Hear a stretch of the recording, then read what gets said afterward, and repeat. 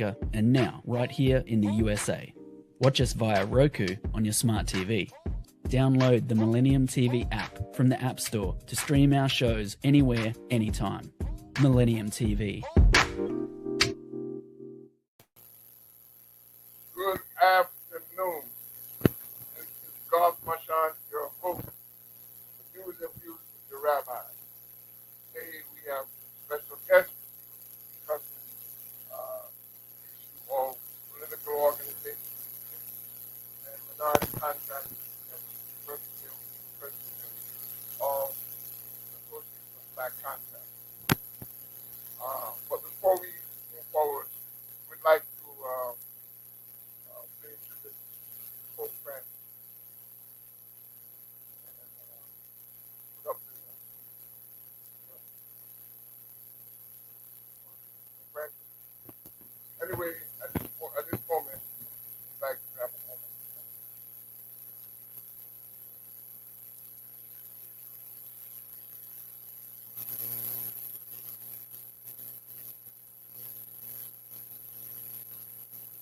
After,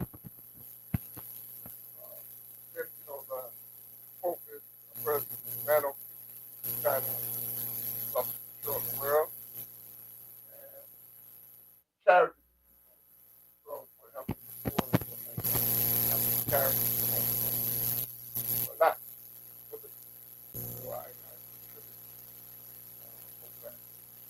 And resurrection date, I rather have the resurrection date on that date. So, God, so funny. So right now, we have here Author Anthony Moore.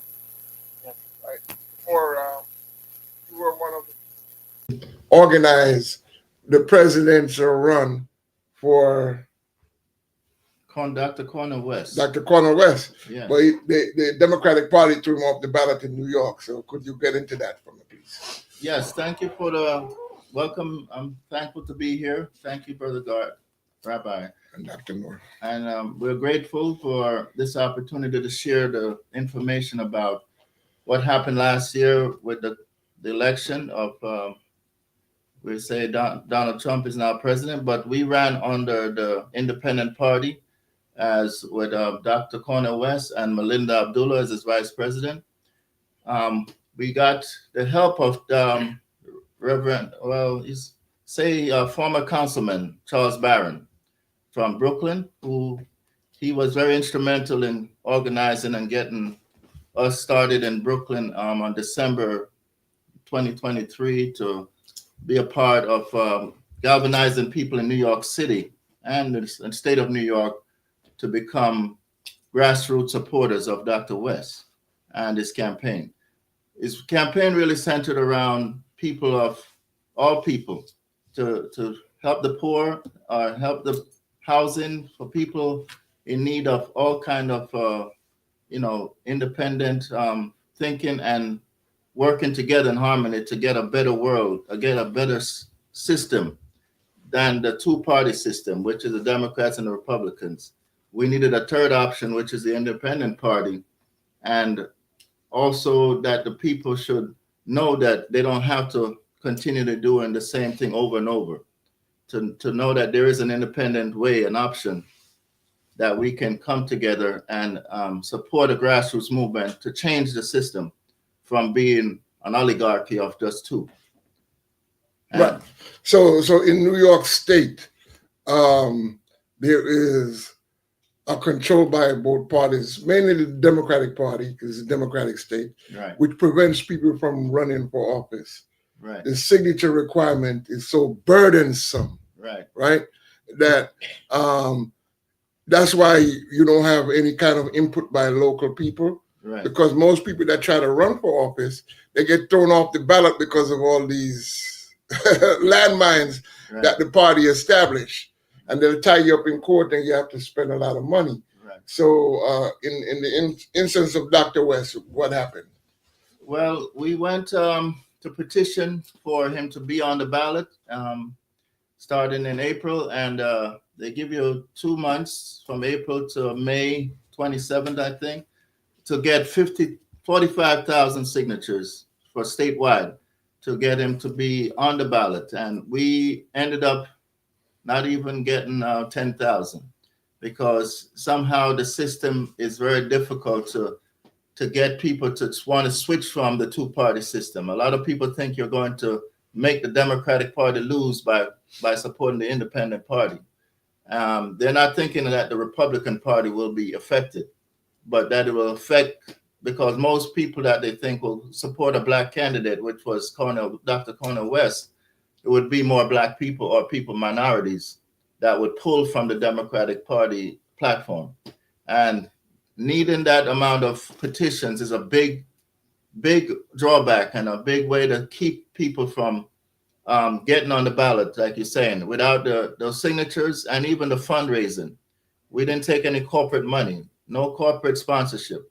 So you have to just depend on the grassroots. People, you got to go out in the streets and get organized amongst the churches, amongst the community, to get some donations or some people to send money to the campaign. Right. We're going to get back to that because we want to discuss of how do we change the rules in New York State to have a more open and democratic process when it comes to being on the ballot for people. Now we have here my Hebrew Israelite brother, my Jewish brother, Yaakov. Shalom. Yaakov, yes. Yes, sir. And now Yaakov is the president of the Association of Black Contractors. And there is a problem in New York City and New York State where black contractors and other minorities, Hispanics, Southeast Asian people are not getting the contracts under the so-called WMBE, Women Minority Business Enterprise, right? Yes. So NWBE. NWBE. So white men get 70% of the contracts under the WMBE program, right? And white women under the WMBE program get another 20%, right? No, 10%. Well, so actually, with the MWBE program, white men are not allowed to participate in it. No, they're not a participating, but they get the contracts. They get the contracts without being certified, without being minority, right? I mean, just like naturally, they just get. So they get 70%. Yes, that's how it's always been. 70%. There's no there hasn't been a fight or anything to make it be that way. That's just the natural way that it's been. Now under the MWBE program, the city's goal, so they say, is 30% of participation for minority and women owned businesses.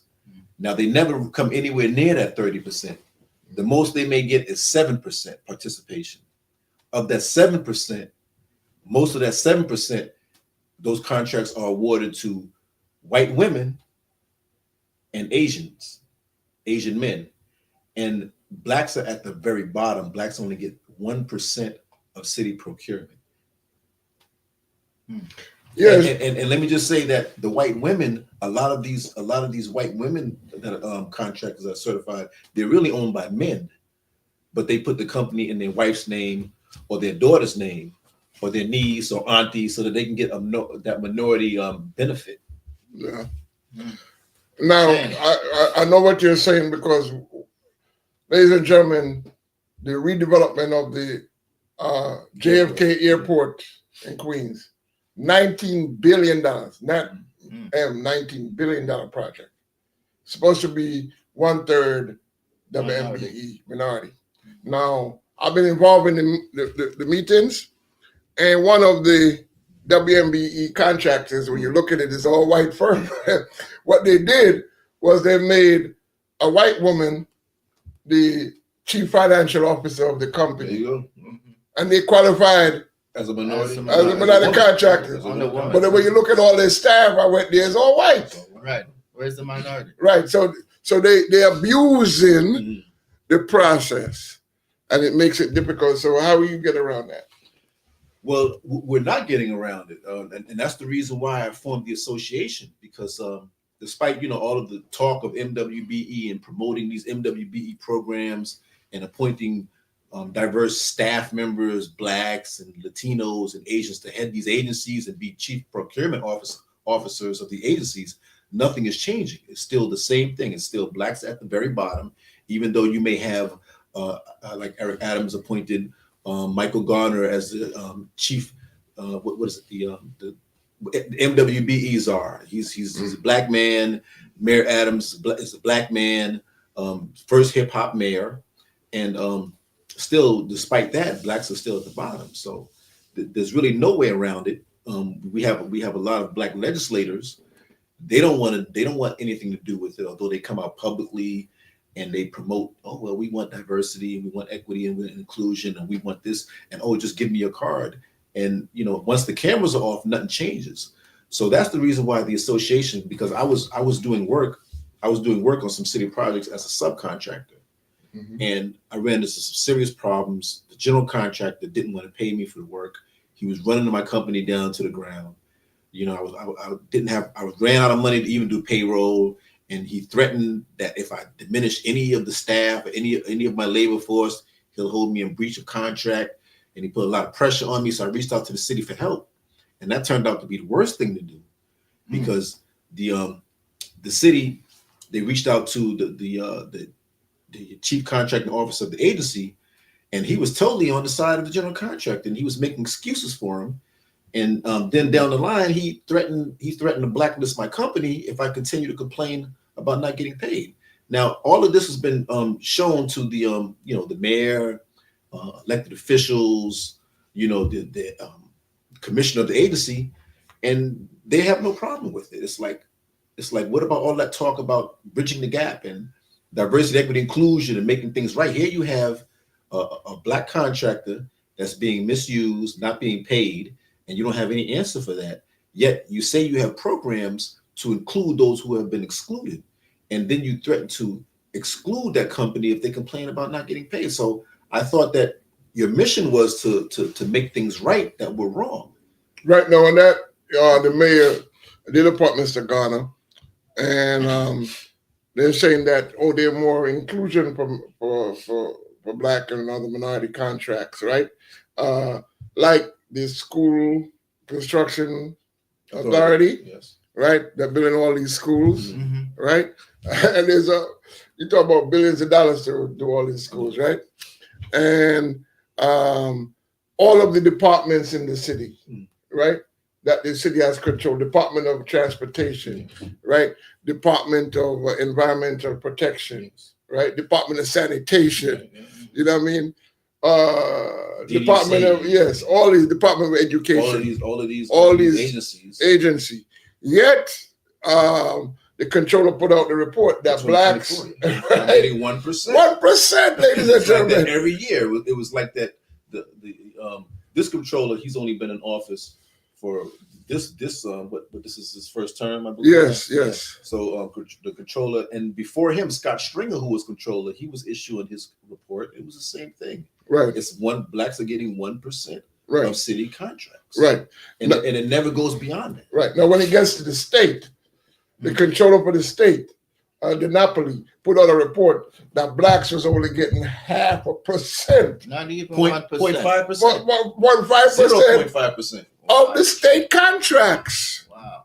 Yet, it's a problem. They need to restructure the WMBE program, because there are 3 states that I did research on. The state of Virginia, North Carolina, and South Carolina.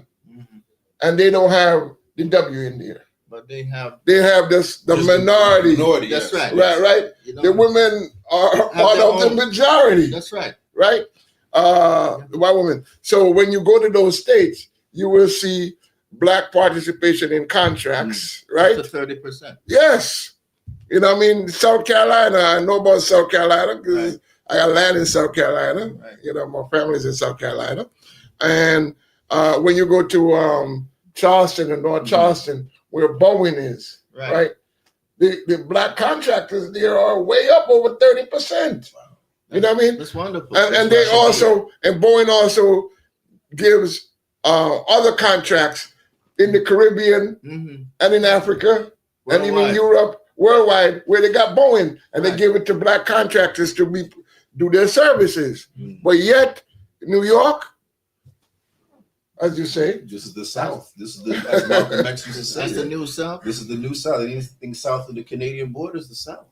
yes, you know, They need to scrap the WMBE. Yeah, well, Right. that's one of the things that the Association of Black Contractors, you know, we have some proposals that we're trying to push to become law, and we believe that the only real change that could happen is that if you have the community involved with all of these MWBE programs, because right now you only have the elected officials who are you know, basically signing off on these MWBE programs, and then they appoint their appointees, which is just bureaucrats. So it's just a bureaucratic system, and it's leaving out the people who are supposed to be included. That's why you only have, even with all MWBEs, you only get 5% participation. yes, You know, right. you only, I think it's 5 to 7% participation, and they say their goal is 30. Yeah. And every year, it's I think it went from 3% to 5%, but it's nowhere near. It's not even half of the 30%. Right. And then we know of contractors, our members of our association, contractors that had contracts to do work on city projects, but they were excluded from doing the work, even though they had the contract to do it. They were certified minority contractors, They had the experience. and they had done the work before. They have the experience. They're able to do the work. They have the contract in hand, and then the chief contracting officer will just say, "Hey, I don't want you to tell the general contractor that I don't want you using that subcontractor," Right. and just make up something. He doesn't put anything in writing, so there's no oversight. So you can't verify that he actually said it. He just does it over the phone, you know. And then when you bring it to the people who are supposed to care about it, they don't do anything because they're all bureaucrats. But if you have community in control, with a community compliance committee, which is one of the things that we're pushing for, they can overlook this and say, "Well, wait a minute, why is it that you don't want this contractor to work on this project?" Right. Right. At this point, we're going to take a break, and we'll be right back.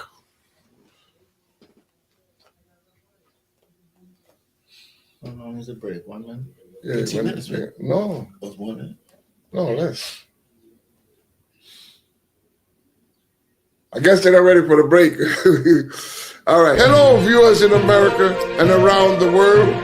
This is Garth Marchent for Millennium TV 24. I am the host for News and Views with the Rabbi.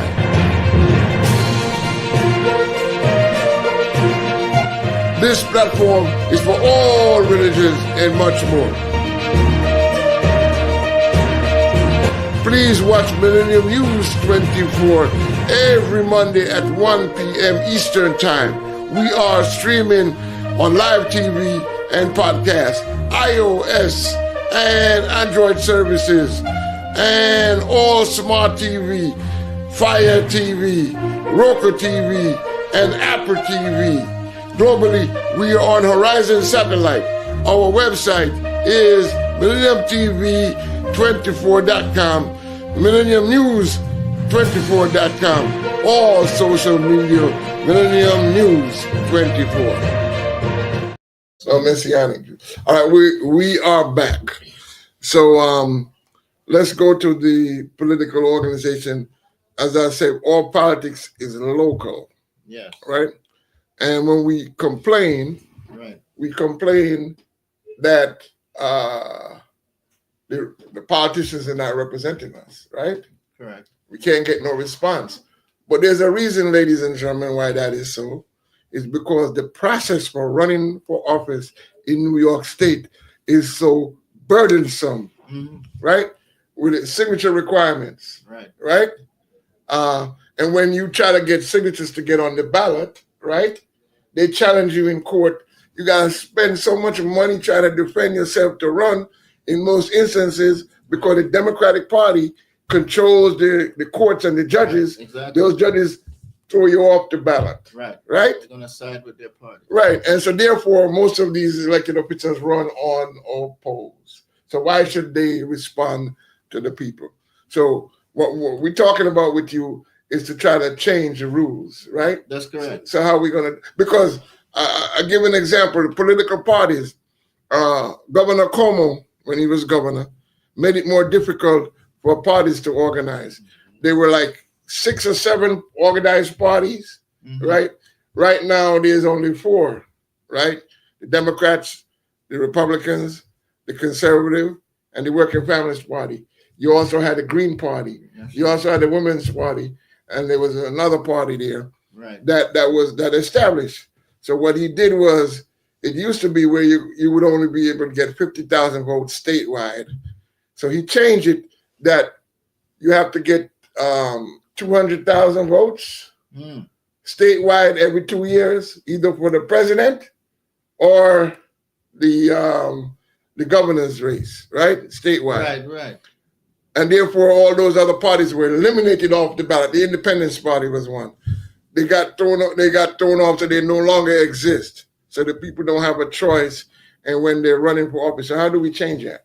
Well, that's a good question, because now he's running for mayor. Mayor Cuomo now, he wants to take another office. These rules have to be amended, because they cannot. How are we gonna compete if we can't even get 50,000, and they're putting it to 200,000? So trying to put the cart way ahead of us, so we can never catch up to become running candidates or to even get our party off the ground. This has to change, because we cannot stand for continually going through the same loop of Democrat, Republican running this city and not doing anything different, because the process is flawed. We need to get to the grassroots movement and to be able to get judges to side with the grassroots movement, and hopefully judges that will be elected by the community and not the Democratic or Republican Party. Right. They shouldn't be tied to any politics. Right. They should be neutral to each other. So on that note, we're going to try to, the Charter Review Commission is coming up to change the charter. The city charter is the Constitution of New York State, like the U.S. Constitution or the state constitution, right? Correct. So what you've been discussing is to make the no primaries. Right. To make the election nonpartisan. That's right. Right? That's right. Because, ladies and gentlemen, there are over 700,000 to 800,000 voters in New York City that are not enrolled in any political party, and they have no say in the system. That many people? So what we should have is a nonpartisan election open to all the voters in New York City. That's what are you going to be working on the commission to try to change that? Just let me know when it is and where, and I'll be there. We have, that's the way to do it. We have to get the people involved back into this voting. A lot of people aren't voting anymore because they see what's happening. That the Democrats and Republicans are controlling everything. Yeah. We need to have that open forum, like you said. And that's why it's like this in most states, except for basically 2 states, and there maybe other states. New York and but no, in New Jersey, right? The candidates running for assembly, state senate, stuff like that, they only need to get 50 signatures, and they pay $100 to be on the ballot. So what happens is that when people running for the New Jersey Assembly, sometimes you got 20 candidates, so the people have a choice. That's right. Right? That's right. So that no politician then could, say, well, hey, we got to be accountable to the people because of 20 candidates, because anybody could run. Right.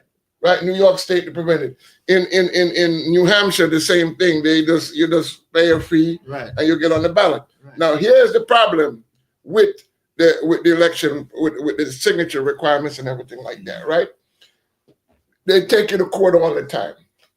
Ladies and gentlemen, do you know that if a judge is having a murder trial or a jury trial and you have an election case, he has to dismiss the jury and stop the case to deal with the election case, because under the law, the election case supersedes even a murder charge. What? Yes. Wow. Right. So we got, and it's very costly to tie up the state courts. Judicial system, yeah. The judicial system to talk all this nonsense about challenging people. So we gotta go on a crusade to change that, so it becomes more of an open process. That's right. Right. In on that. And we should have open. See, the Democratic Party, and even the ain't gonna want, and the Republicans too, ain't gonna want an open process. There's only one election in New York State that's open to all parties. Open process. The civil court. Okay. Right? The civil court. You can belong to any party and run in the Democratic Party primary or the Republican primary. You don't have to belong to the party. Right? Right. And I tested that before, just giving my story. Years ago, there was a gentleman, Francisco Tapia, was a member of the Independence Party. And I knew the rules that it was open. He said, but I want to run for judge. I want to be a judge. I said, I'm going to run you in the Democratic primary, right? He ran in the Democratic primary. This was in the Co-op City area, in that area, right? And he was a black Latino. Okay. Right? So the black voters voted for him, and he won the Democratic primary as a member of the Independence Party. Wow. So that's why we have to have the open process, ladies and gentlemen. This party politics is only creating division and go ahead. Division and more problems, more segregating, who they want to put in. It's more selective than who the people really want. They have a hold on the money, the purse, to put whoever they want in front of the media. Right. And that gets a lot of attention more than a candidate who really is there to help the people. Yeah. And to change the system for the better. Yeah. So we have to find definitely that way of getting back the power to the people. Yeah.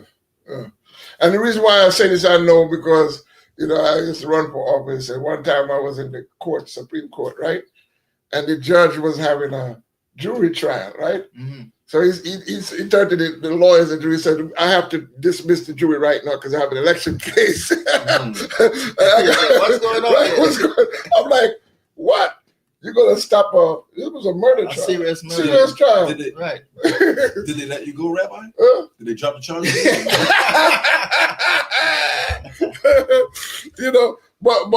But this is part of the problem why we have to open up the system. Yes. You know what I mean? And this is why I was telling people on the other show that Mayor Adams has a chance of winning on the pennant line, because those 800,000 voters who can vote in the primary gets a chance to vote in the general election. Okay. You understand? Right. And it's feasible, because I'm telling you this as a story. In the mayor of Buffalo, good friend of mine, Byron Brown. Right. He was a state senator, and then he became mayor of Buffalo. First black African-American mayor of Buffalo. Right. The Democratic Socialists of America gave him a primary and defeated him in the Democratic primary. Right. He wasn't on the ballot in the general election. He had a Republican, him. Right. And the voters in Buffalo wrote his name in, and he won by a landslide with the people writing his name in. A writing candidate. As a writing candidate. Wow. Now, was that when he when India Walton defeated him in the primary? Yes. Okay. Right. And the same thing that happened in Detroit. The Democratic Party threw this white guy off. He was a businessman, off the ballot. And he was a write-in in the general election, and he beat the Democratic candidate and became mayor of Detroit. You see? Because the people were fed up with the corruption that was going on in the city of Detroit. Right. And they voted for this businessman as a write-in. So a write-in candidate can win. Yes. That's beautiful. Right. See, because the writing was established years ago when we challenged the system. It was one of our cases, right? Where they would keep people off the ballot. So we got the state, we changed the law to say that you can have a writing position on the ballot, right? Right. So the thing is that there's a line there which says writing in the general election, writing, right? And even in a primary, if you have a primary with 2 or 3 candidates on the ballot, You could also have a write-in and write your name in the You could write primary. yourself in. Yes, that's like this mayor's race Right. for the mayor in the primary. Right. You could write the name in because there are several candidates in there, right? So the write-in is an option that people. Legal option. that we But do don't you have to be really- a registered voter to write in? You still have to be a registered Yeah, voter. yeah. In the Democratic primary, you got to be you got to be registered in the Democratic Party to be that. So you can have give an example, ladies and gentlemen. We were running candidates against the longtime DA in Queens, Richard Brown, right? It was a long time there, right? And the candidate that we had, they threw him off the ballot. Was a brother. Threw him off the ballot. So guess what we did? We did a write-in. Yes. Guess who we wrote the name in? Mickey Mouse. And Mickey Mouse got over 800 votes in the general election. See, so Just to show the that's process. to show the process, ladies and Did he take gentlemen. office?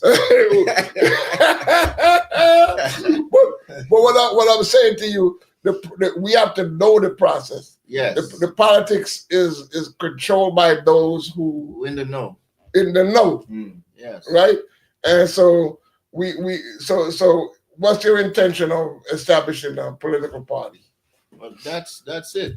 To make our people, to make the people know the process, to educate them according to how do you take part. It's not a rocket science. Yes, It's just being involved in what's going on in the community and in your life. right. You want to, like when I came in Jamaica, Yeah. we had a gathering of community leaders every week, and they would talk about what the problems was, or like the Rastafarian community, they would meet and share what we got to do. How do we fix the system? But it's the people met and did things because they knew that that's how it works. It's the people have to take part.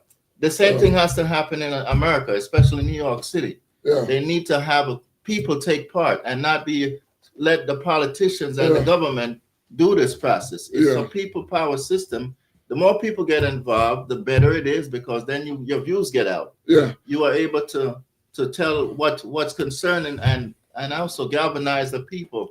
People power changes things. there's a People's Convention. I don't even go back into history in Gary, Indiana, right? When they had a black Mayor Hatcher, they had the Black Political Convention there, Right. and they were able to organize politically, and that's why you got all these black mayors and black Congress people, because the people came together Right. in Gary, Indiana, Yes. and did the convention Right. to organize the people. And then you had a situation where Jesse Jackson Right. ran for president in 1984. By the way, I was elected delegate in 1984 and 1988 as a Jesse Jackson delegate. I was youth coordinator for Jesse Jackson because I was on the campuses. I was head of the city Rainbow university. Coalition. Right. But we organized and we even ran students. Yes. One of my student leaders was Michelle Truollet, who became the wife of the Haitian President Aristide. Okay. And she was president of student government Yes. at City College. And we had a Jesse Jackson on the campus, and she ran as a Jesse Jackson delegate, Wow. along with Carl McCall. They were all on the Yes, ballot yes, together, right, along with right. myself. Okay. Right? So what I'm trying to say is that you got to organize at the grassroots Yes. level. Right. And then when Reverend Sharpton ran for Senate, I was one of his campaign coordinators for Reverend Sharpton, and he did pretty good, Right. but he just was running for Senate. He also got other people elected Under his ring. under his wing, Yes. like the current Congressman Gregory Meeks in Queens. Correct. He got elected because he was on the ballot with Reverend Sharpton, and he got elected as an assemblyman Yes. from the 31st Assembly District in the Rockaways Right. and Lorton. So it takes organization, Yes. right? Right. So are you going to be organizing something like that? Yes, for sure. That's definitely what we have to reintroduce. This grassroots movement is a kind of a coalition of umbrella coalition.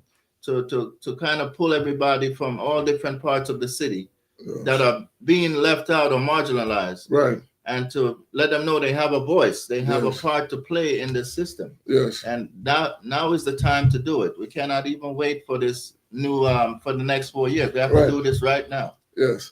See, I want to have an excuse here. You see me wearing the hat, Make America Great Again. I'm not a MAGA person, but President Trump sent me his victory hat. Mm-hmm. So, I mean, I respect the presidency, Okay. right? And I wear it in respect. But Right. I'm not MAGA, but Make America Great Again. Let's see if we can do that. Yes. What you say? Hey, I mean, if it works, yeah. Yeah. Make America great again for the people. Yes. For the people. For the people. And that's what we really have to do, is to make the people know that the only way America is going to be great again is because we, the people, take part. And Right. all different people will be represented. Yes. Not just the status quo or the people with the money. It's the people at the bottom that keep this the foundation for the system. They Right. keep things going. Without the workers, without the mothers and the Right. children, the system is flawed Yeah. because they don't all count. They don't count everyone. Right. It's only if you have a certain amount of money that they look at you. Yeah, and put, like the former Speaker of the House, Tip O'Neill, said, all politics is local, right? Mhm. Yes. So even though what's happening on the presidential level, national level, they don't pick up the garbage, Yeah. right? Right. What happened? They to the don't community run our schools. Right. We pay our tax dollars to do that? to do the schools, to fund the schools, Right. right? We run the schools. They can talk all they want about eliminating this Right. and that. These programs and This Medicare thing, and all of right, this all of thing. that stuff is going to be determined on the local level. Right, yeah. That's why we need local involvement. Local involvement. That's Right. That's what's important. It's important that we build up the local aspect of it. Right. And people They- overlook that yeah. on the local level. They don't pay attention to the local elections. They only pay attention to these big elections that they see on TV. President and the mayor. The current mayor now. He's been like such a distraction. It's like Yeah. people are gonna pay attention to that. Yeah. But then it's like, what about the little local elections? What about the city council? What about the judges Assembly. Yes. Right. and the school board? Right. These are all important elections. Well, to give you an example of that, my organization, rabbis, I belong to a large Jewish organization, right? And they helped fund me to go to Albany Mhm. to do Let it- bail reform, Okay. right? Right. My organization, we the ones that did bail reform, right? That's wonderful. Yeah. Because let me show you this is in the Torah. Mhm. It's in the Torah Mhm. that says, "You shall not accept excessive bail," and the word is Shaddai, Shaddai, justice, Mhm. justice. Mhm. It shall be Should fairness, die. Yeah. right? There shall be fairness. That's So right. I walked up to in Albany with the Torah on my shoulder Yes. and told all those legislators that you didn't make the law, God made the The law. law is the law is right. And when you go to the court, it says, "In God we trust." That's Right? So you got to do the That's right thing. interesting. You got to do the right thing. So what I organize, and this is important to know, what I organize is that every Monday, every Tuesday, and Wednesday, and sometime a month, we would take bus loads from Union Square in Manhattan and bring them up to Albany, ex-offenders, Yes. right? Yes. And we had them go to all the Republican legislators upstate. And there was a bill that was stalled in Albany for bail reform. Right. And the Republicans were blocking it. When we finished with them, the chairman, who was a Republican in the Senate, they passed the bill through the Codes Committee, got it adopted. Only one Republican objected to it, so it was almost a unanimous vote in the committee. When it had no vote, they were blocking it. So what I'm trying to say to you is, if you organize locally, and the reason why I'm going to mention this, because there's a fight in Albany now to change. New York State was one of the most backward states in the country Right. when it came to all these reforms to people. Right. And I have a bus company that would take people to upstate to the prisons, Right. right? Right. So unbeknownst to me now, I wouldn't do it on Saturday because it's my Sabbath, Right. but the bus would go up there. But on Sunday, I would go up there, and when I drove the bus up, the people said, "Oh, you gotta go to Brookwood," because we was in the Hudson to do all those Coxsackie and all those prisons up there, right? Right. So she said, "Oh, you gotta drop us off at Brookwood, right?" So I drive up there. I see the prison with the fence. It doesn't say the department, New York State Department of Correction Services. It says the Agency for Children and Family Services. Wow. So the people say, "Rabbi, you gotta come in with us. We need help with our children." And they had the prison, 2 separate prisons, one for girls and one for boys. A juvenile prison? Yes. Oh. Everybody on the 18, 14-year-olds, 13-year-olds. Right. And I would cry To see them locked up. to see them lock up. And some of them were in there for behavior. You know, some kids, they bring a knife to school just to defend them because of their bullying. Bullying, exactly. So they get arrested and they send them to jail upstate. Instead of sending them to a boot camp. So what we did was we got together with Senator Vilma Montgomery, God bless her, God bless her soul, and we did raise the age. So we get the bill passed that no children under the age of 18 shall go to prison. That's right. That's right. So this is the law that we have passed in the name of the Most High.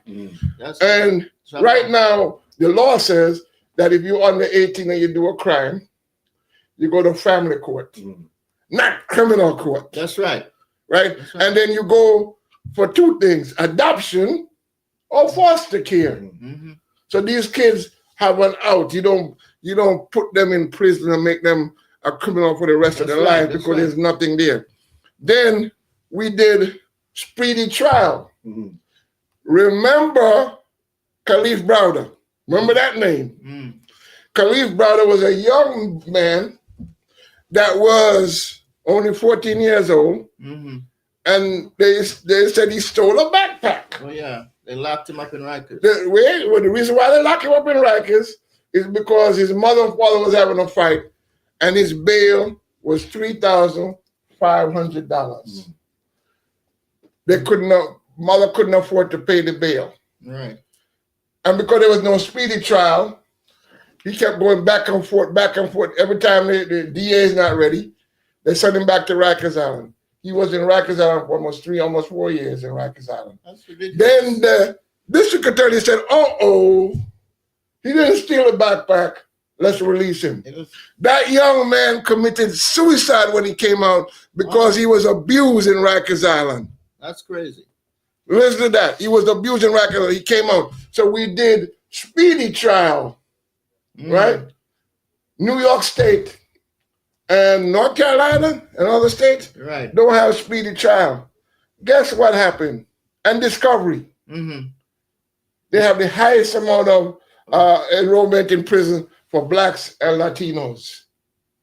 Because what happened, ladies and gentlemen, is that when you get arrested and they don't give you discovery of what you charge, the police will come and say to you, or the DA, young man, sign a confession, right? You'll be out of here in no time. Right. Right? You go home. Go home. Right. But guess what happened? Once they sign that, they got you. Rikers Island, you go. They got you. Then the reason why, and I fight the mayor on this because they claim because of the bail reform, right? That is causing an increase in crime. No. Bail reform meant cash bail, right? That the cash bail should be eliminated because what happened, and I've been through that in when I got arrested for no reason. I never committed a crime, right? Right. The judge said $100,000 bail for me for a civil crime, right? Why so high? Because I'm Black before a white judge. There you because in the same time, I was in the same cell with a white guy who his mother had a order of protection against him. Right. And he came back to the house, beat up the mother, took the mother because he was on drugs. Wow. So me and him went up to the pen, they took a 2x2 upstairs to the judge. Yes. He was before me. The judge said, "Sir, you can go home on your own occurrence." Yeah. When I come to me, The judge says $100,000 bail for somebody who never committed a crime No crime. and didn't commit no crime before. No It was a situation where they had the wrong address for me and they gave me notice to come to court, and I couldn't come to court, so they put a warrant out for me. Right. And he said $100,000 bail. So what is cash bail? Cash bail means you got to put 10% cash down. So you gotta put 10,000. I got to put $10,000 down to be released. Right. Now, where am I going to get $10,000 offhand? Cash. Right. So that's why ladies and gentlemen, that's why we limited the cash bail based on what happened to Khalif brother, $3,500 he couldn't pay it. Most black men or women can afford to pay it. So they end up being in Rikers Island. Mm-hmm. Now, let me explain. I don't mean to take up all this time, but this is important. Right. 66% of the people that in Rikers Island don't belong there. They have a misdemeanor. That's right. Right? They jumped the turnstile. That's right. Or they were smoking a That's what I did. Or they urinated in the public, right? Right. They're supposed to get a death sentence so they can come back for a hearing. Right. They put bail on them and they send them to Rikers Island. That's right. Only a third or 25%, a quarter of the people in Rikers Island have a felony. Right. So Rikers Island shouldn't have existed. That's why they're saying People don't realize, right? That's why it should be closed. Right. But I understand that the Rikers brothers that was a slave plantation. Is that right? Yes. Yeah, the Before- Rikers brothers. So Yeah. they just continue in the tradition. That's right. In a different vein. In a Right. different name. Now that's another discussion that We'll we get can have when we get to that, because you went to the reparations thing. Right. People don't realize, and I've done the documentation because I went to school with Dr. Leonard Jeffries as my mentor in the Black Studies Yes, Department yes. at City College, Right. under Dr. John Henry Clark, Dr. Ivan Van Sertima, right? Dr. Ben, right? Dr. Turner at Cornell University. Right. All those people, including Cornell West and all those guys, Great right? teachers, yeah. Great teachers, right? And what we know, people don't know this. New York City is a Dutch place, not English. Yes. Yes. New Amsterdam. But not only that, all the names, Yes. the Bronx It's Dutch. is Dutch name, Right. right? Brooklyn. Van Wyck. Brooklyn is Dutch name. Yeah. Anything you see with a Van, Van Dyke. is Van Yes, Dyke, yes. Van Cortlandt, Van That's Cortlandt. right. but and they Up in the all Bronx, yeah. had slaves. Wow. And the slaves developed New York Yes. and built it under the Dutch West Indies Company, right?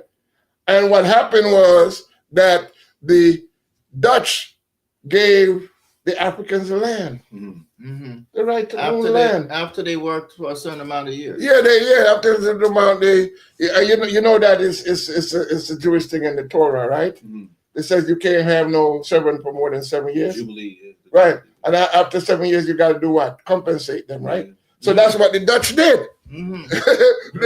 they compensated the slaves after the 7 years of working, according to what's in the Bible. So the Dutch were Hebrew, or they were. Well, yeah, Jews. some of them were. Right. So they followed that pattern. So when the English came, the city council was formed.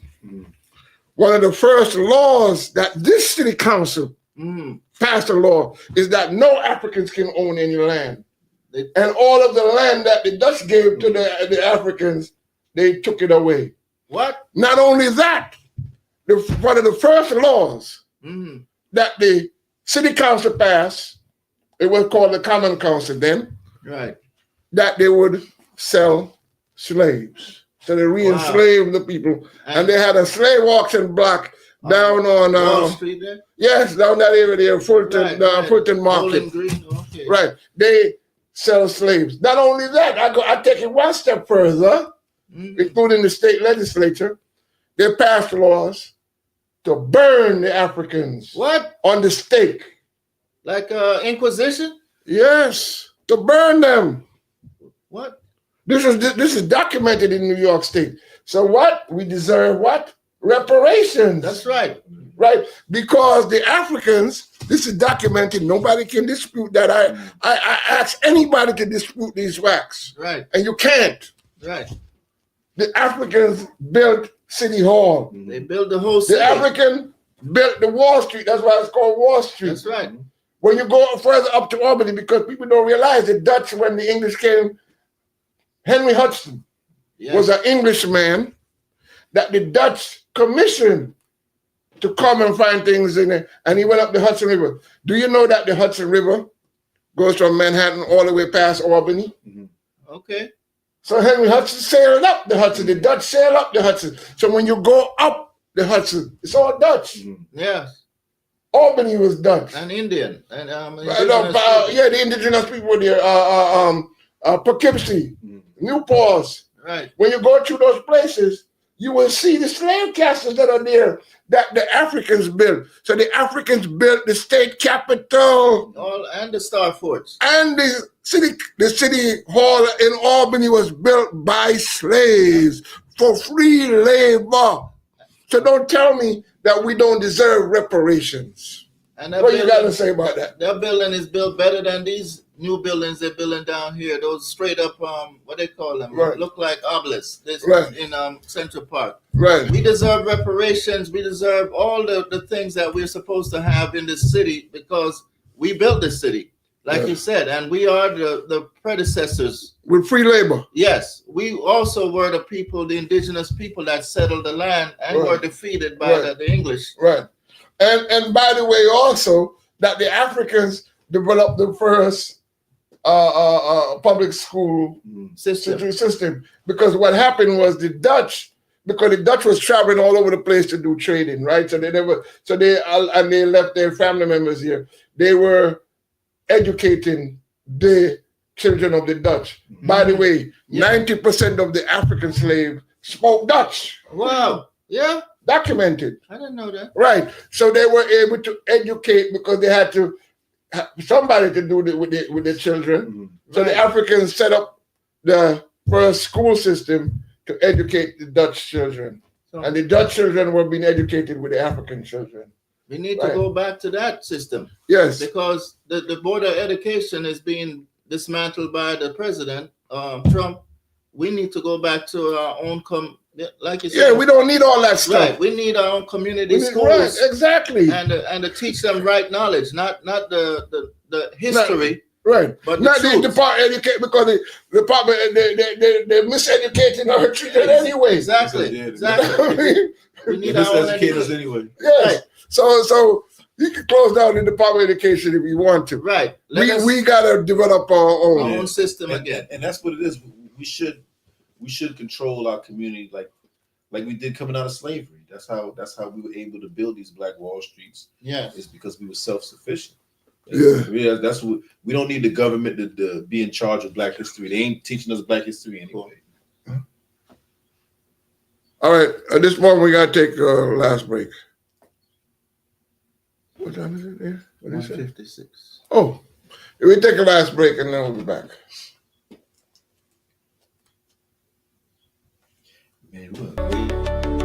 Hello viewers, you are watching Millennium News 24.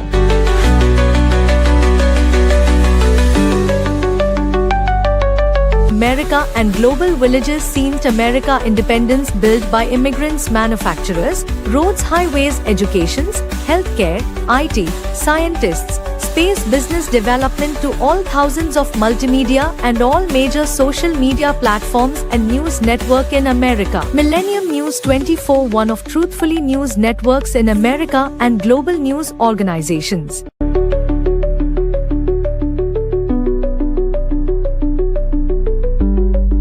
Please watch, follow and subscribe. We are in iOS and Android devices, Roku, Amazon, Apple devices, all smart TV, globally Horizon satellite, social media Millennium News 24, Millennium TV 24. Website www.millenniumnews24.com and www.millenniumtv24.com. Thank you. Yeah, we're back and we're going to wrap up now. You all got a minute and a half.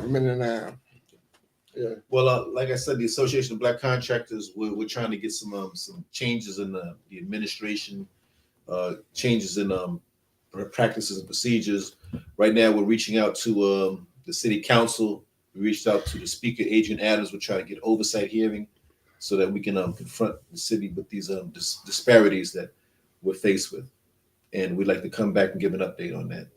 Yes, we'll be glad to. Yes. And yes, brother. Thanks again for the invite, and we'll definitely keep the word out that we are opening it's like a startup for our Justice for All Party. Will be March. I'm sorry, forgive me. It will be in May 29th, Thursday, May 29th, at a location to be determined. We are ready for the people to come together. We need more people to join to become a committee of people that will be able to do the changes that I spoke about earlier, to get all the grassroots movement off the ground, and to also go up to Albany, like you were saying, to legislate for changes. Yeah. So every Tuesday there's groups going up, Citizen in Action. We have December 12 movement. We have the Vocal. We have a lot of organizations against what's going on in the government taking over the city. Yeah. All right, Valerie, how can they contact you? Contact information. My information is info@allaboutcommunity.org. That's info@allaboutcommunity.org. Yes, and you can contact me at Anthony Moore at Etonom 369 or 347-388-2345, or Joseph Selman at josephselman@gmail.com. Thank you so much again, and we're glad to be a part of this show. And again, for the next show, we'll be in Albany, covering the celebration of we'll be celebrating in Albany. We're going to be interviewing the governor, the speaker, and all of the leaders in the assembly. So I'll be up there to celebrate the history of Bangladesh. Go Bangladesh. Ready for Bangladesh. All right. Thank you, and see you next time.